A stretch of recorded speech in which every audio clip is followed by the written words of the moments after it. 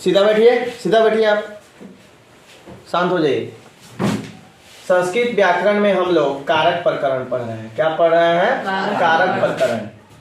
और कारक प्रकरण में हम लोग पढ़ रहे हैं चतुर्थी विभक्ति।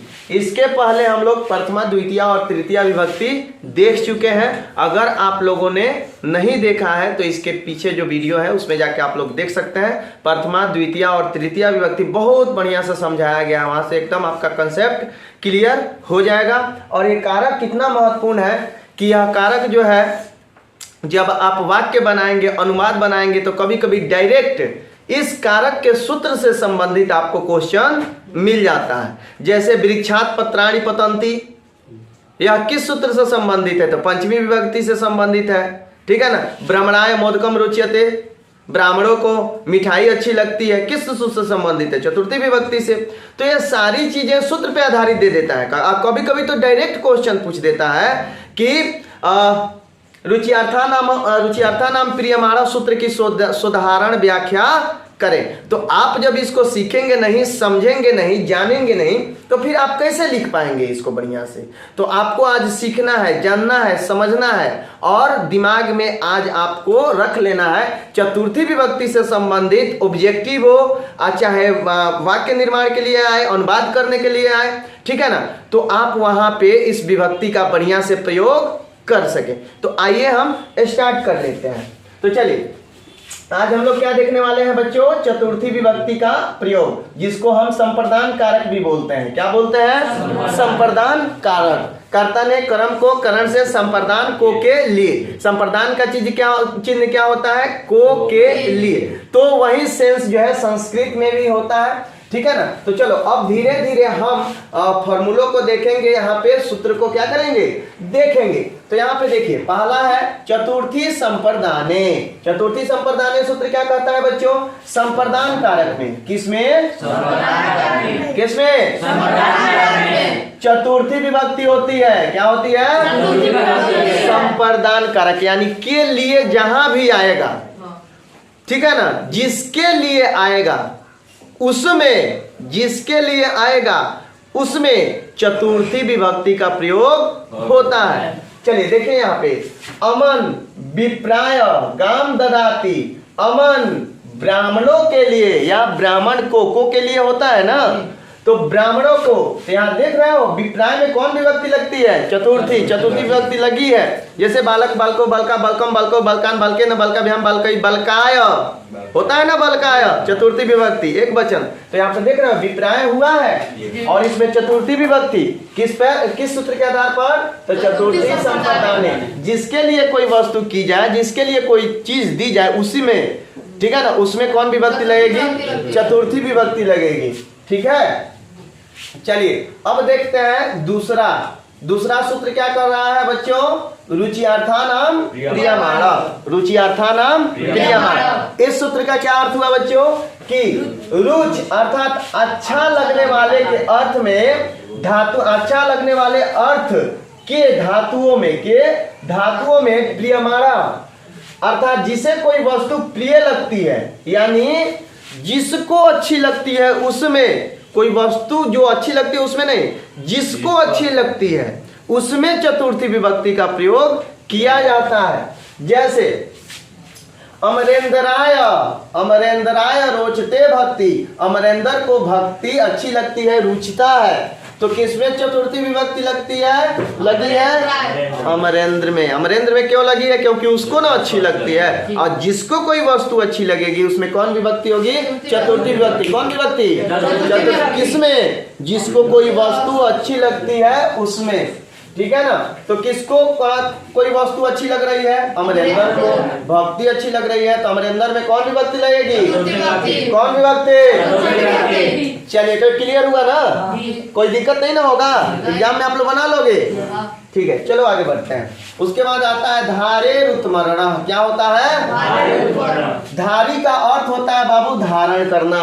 क्या होता है? तो धारण करने वाले या धारी धातु के योग में, ठीक है ना, उत्मरण अर्थात कर्ज देने वाले व्यक्ति की, मतलब कि आप धारण कीजिएगा तो मैं आपको कुछ दूंगा तभी ना आप मेरा कुछ लेंगे। तो जो देगा, जो दे रहा है उसमें, ठीक है ना, जो दे रहा है उसमें चतुर्थी विभक्ति का प्रयोग होता है। कौन विभक्ति का? किसमें? जो देगा, जो ले रहा है उसमें नहीं, जो ले रहा है उसमें भी नहीं, जो चीज दिया जा रहा है उसमें भी नहीं, जो दे रहा है उसमें, ठीक है ना।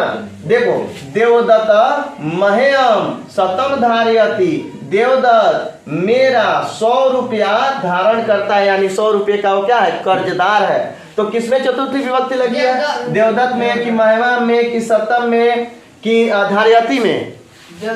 हाँ, देवदत्त लिया है उसमें लगेगा, हमने ना दिया है। तो मह्यम हुआ है, हम अस्मान मयावाभ्याम अस्माभि मह्यम अवाभ्याम अस्मभ्याम, तो मह्यम इधर है चतुर्थी विभक्ति एक वचन, ठीक है। तो यहाँ मैंने दिया है ना, तो मैंने दिया है बच्चों, तो मुझ में चतुर्थी विभक्ति लगेगी। समझ में आ रहा है ना बात? एकदम क्लियर है ना? आप जाओगे एग्जाम में तो पूछ देगा धारित मरणा सूत्र की सोदाहरण व्याख्या करें, तो धातु धातु प्रयोग में उत्मरणा अर्थात कर्ज देने वाले व्यक्ति की संवर्तन संज्ञा होती है, और जो कर्ज देता है उसमें चतुर्थी विभक्ति का हम व्यवहार करते हैं। जैसे देवदत्ता मह्यम शतम धारयति, देवदत्त मेरा 100 रुपया धारण करता है, या देवदत्त मेरा 100 रुपये का कर्जदार है। एकदम कॉन्सेप्ट क्लियर है ना? किसी प्रकार कोनो दिक्कत? चलिए आगे बढ़ते हैं। उसके बाद आता है बच्चों अस्प्रिय रिप्सित, अस्प्रिय रिप्सित। यह सूत्र क्या करता है? अस्प्रिय धातु। कौन धातु बाबू? अच्छा, धातु मतलब समझते हो? क्रियापद से संबंधित होता है, मूल शब्द होता है। जैसे गस्ती गस्त गच्छन्ति, गस्सी गच्छत गच्छत, गच्छामि गच्छाव गच्छाम, तो इसका मूल धातु क्या है? गम। तो वही होगा कौन चीज? धातु, ठीक है ना, उसी को धातु बोलते हैं। संस्कृत तो बहुत पुरानी भाषा है ना, तो व्याकरण भी इसका बहुत पुराना होगा, और इसके एक एक शब्द पे बहुत बड़ी बड़ी व्याख्या लिखी गई हैं, ठीक है ना। जितना बेहतरीन और जितना विशाल संस्कृत व्याकरण है, उतना विशाल किसी भी भाषा का व्याकरण नहीं है। संस्कृत में तो एक शब्द आप लिख देंगे तो जितना भी अक्षर आपका हिंदी में है सब समटा जाएगा। प्रत्याहार बनाना सिखाया है ना महेश्वर सूत्र से, अयुणा लिरी कएंग चाहर बटलना यंग गणनमा झबही घट दस ख प चट तवा कपि ससरा हल। ये महेश्वर सूत्र की सहायता से आप दो शब्दों में दो वर्णों में आप पूरे वर्णों को क्या कर सकते हैं? लिख सकते हैं। तो वहाँ आपको बताया गया होगा, आप जाके देख लीजिएगा वीडियो में, जब महेश्वर सूत्र हम पढ़ाए हैं तो वहाँ पे प्रत्याहार बनाना आपको सिखाया गया है, ठीक है ना। आपको संस्कृत व्याकरण में जाके मिल जाएगा। ऐसे जो भी वीडियो बन रहे हैं उसमें आपको प्ले लिस्ट मिलेगा। क्या मिलेगा? संस्कृत व्याकरण अलग है, मैथ अलग है, भूगोल अलग है, ठीक है ना, 12th क्लास का अलग है, 9th क्लास का अलग है। आपको केवल संस्कृत पढ़ना है तो जाइए प्ले लिस्ट में संस्कृत खोल लीजिए, और लाइन बाय लाइन आपको संस्कृत का वीडियो वहां पे मिल जाएगा, ठीक है ना। चलिए यहाँ पे बात कर रहे हैं बच्चों, अस्प्रिय धातु के योग में जिस वस्तु की इच्छा की जाए, क्या बाबू? जिस वस्तु की इच्छा की जाए उसमें चतुर्थी विभक्ति होती है। कौन विभक्ति होती है? जिस वस्तु को आप चाहते हैं, जिस वस्तु को आप चाहते हैं उसमें कौन विभक्ति होगी? चतुर्थी विभक्ति किसमें होगी? जिस वस्तु को आप चाहते हैं, ठीक है ना, उसमें होगी। जैसे देखिए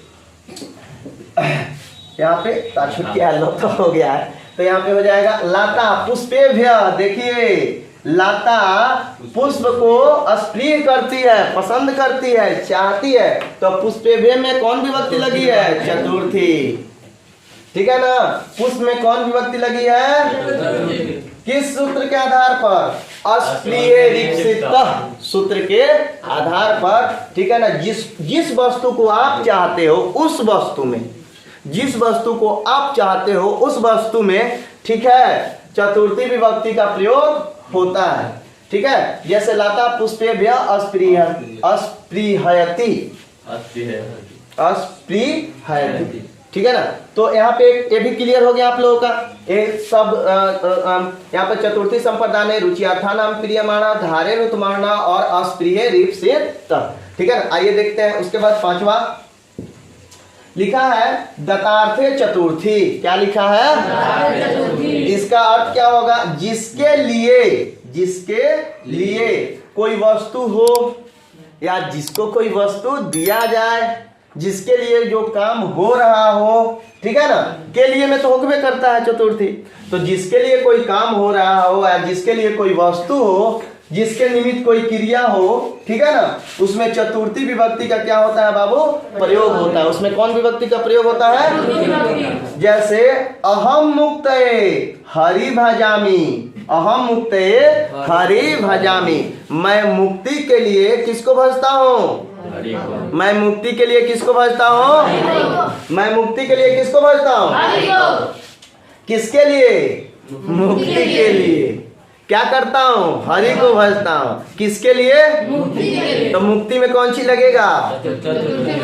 कौन सी लगेगा? जिसके लिए कोई कार्य किया जाए, तो जो कर रहा है उसमें नहीं, और जो हो रहा है उसमें भी नहीं, जिसके लिए हो रहा है उसमें कौन विभक्ति लगेगी? जैसे अहम में भी नहीं लगा, हरि भजामी में भी, हरि में भी नहीं है, लेकिन जिसके लिए हो रहा है उसमें चतुर्थी विभक्ति का प्रयोग होता है। ठीक है, और सब सूत्र जो है देखते हैं हम नेक्स्ट स्लाइड में। ठीक है, रुकना। चलिए, तो इसके पहले हम लोगों ने पांचों सूत्रों को देख लिया, चतुर्थी विभक्ति के पांचों प्रयोग को हम लोगों ने देख लिया। छठा, सातवां, आठवां प्रयोग यहाँ पे हम लोग देखने वाले हैं। देखिए, लंबा सा सूत्र आपको दिख रहा होगा, ठीक है ना। यह सूत्र जो है ये ऐसे करके आधा आधा करके क्या कर देता है? पूछ देता है कभी कभी। तो एक ही सूत्र में आप लोग याद कर सकते हो। जैसे लिखा है नमः स्वस्ति स्वाहा स्वाधा लौसट योगाश्च, ठीक है ना। इस सूत्र का अर्थ हुआ कि नमः, स्वस्ति, स्वाहा, स्वाधा, अलम और वसट, इन शब्दों के योग में, इन शब्दों के योग में चतुर्थी विभक्ति होती है। चतुर्थी विभक्ति होती है। जिसको आप नमः करें, ठीक है ना, स्वस्ति करें, स्वाहा करें, स्वाधा करें, जिसके लिए करें उसमें, जिसके लिए करें उसमें, ठीक है ना। जैसे यहाँ पे देखिए शिवाय नमः, नमः शिवाय होता है ना, तो किसके लिए नमः कर रहे हैं? किसके लिए प्रणाम कर रहे हैं? शिव के लिए, ठीक है ना। शिवाय के लिए नहीं, शिवाय का तो अर्थ ही हो गया शिव के लिए, शिव के लिए, ठीक है ना। तो शिवाय में कौन विभक्ति लगी है? चतुर्थी विभक्ति। कौन विभक्ति? किस सूत्र के आधार पर? तो नमः स्वस्ति स्वाधा स्वाहा स्वाधा लौसट योगाश्च, इस सूत्र के आधार पर। जैसे अग्नये स्वाहा, कौन सी? इस अग्नि में कौन विभक्ति लगी है? किस सूत्र के आधार पर? नमः स्वस्ति स्वाहा स्वाधा लौसट योगाश्च सूत्र के आधार पर। ये बात क्लियर हुई? चलिए, उसके बाद है तुमनार्थ भ्य भाव वचनार्थ। तुमनार्थ भ्य भाव वचनार्थ, ठीक है ना। यानी तुमर्थ, यानी तुमुन प्रत्यांत शब्दों के अर्थ में, तुमुन से जिसका अंत हो उन शब्दों के अर्थ में भाववाचक शब्दों के योग में जो होता है चतुर्थी विभक्ति का क्या होता है? प्रयोग होता है। जैसे यहाँ पे देखेंगे पठनाय गस्ती, किसके लिए वह जा रहा है? किसके लिए जा रहा है? तो यह पठ धातु में कौन विभक्ति लगी है? कौन विभक्ति? चलिए, तो यह सूत्र पूछता है, ठीक है ना। छठा नंबर सूत्र पूछता है, और यहाँ पे यह भी सूत्र जो है क्या है? VVI है, रुचियार्थानाम प्रियमाणा, ठीक है, दनार्थे चतुर्थी, ठीक है। ये सब सूत्र जो होते हैं चतुर्थी विभक्ति के VVI सूत्र कहे जाते हैं, ठीक है ना। Very very important. जिसके लिए कोई वस्तु दी जाए, जिसके लिए कोई वस्तु दी जाए, जिसके लिए माने जिसको कोई वस्तु दी जाए उसमें, जिसको दिया जाए, जो दे रहा है नहीं, और जो दिया जा रहा है उसमें भी नहीं, जो ले रहा है उसमें, ठीक है ना। चतुर्थी विभक्ति का क्या होता है? प्रयोग, ठीक है ना। जैसे देखो निरपः, निरपः विप्राय, किसको? ब्राह्मणों को, ब्रह्मणाय कहो, हाँ, चाहे विप्राय कहो, ठीक है ना। निरपः विप्राय स्वर्णम ददाति, यानी नृप यानी राजा ब्राह्मणों को सोना देता है, राजा ब्राह्मणों को सोना देता है, ठीक है ना। तो इस तरह जो है चतुर्थी विभक्ति के सभी सूत्र जो है हुए समाप्त, ठीक है ना। नेक्स्ट वीडियो में हम लोग पंचमी विभक्ति यानी अपादान कारक देखेंगे, ठीक है ना। यह भी VVI है। तो यहाँ आप जो है चतुर्थी विभक्ति के सभी सूत्रों को एक बार पुनः रिवीजन कर लें और मिलते हैं नेक्स्ट वीडियो में। तब तक अपने दोस्त और होस्ट को दीजिए इजाजत। जय हिंद।